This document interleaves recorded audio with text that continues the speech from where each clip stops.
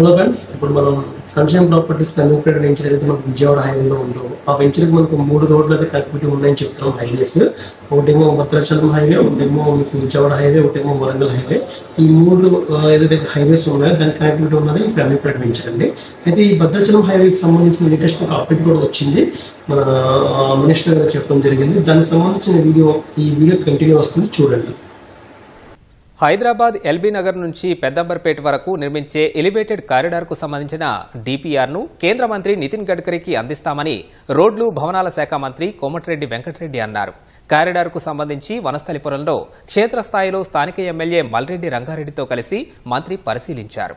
హైదరాబాద్ నుంచి విజయవాడ 2 గంటల్లో చేరుకునేలా greenfield road నిర్మాణం చేయబోతున్నామని మంత్రి పేర్కొన్నారు. హైదరాబాద్ నుంచి భద్రాచలానికి నిర్మిస్తున్న గౌరెల్లి భద్రాచలం రోడ్డు తుది దశకు చేరుకుందని మంత్రి అన్నారు.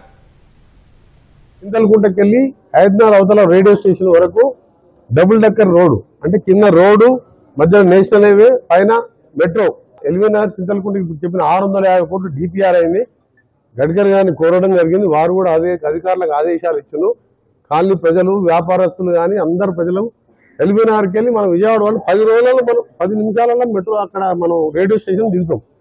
దాని త్వరలోనే రేపు 6వ తారీఖు రోజు నేను, నాతో పాటు చాలా పార్లమెంట్ సభ్యులు, స్థానిక ఎమ్మెల్యే గారు, ఆర్టీసీ చైర్మన్ అందరం గడ్కరీ గారిని కలుస్తున్నాం.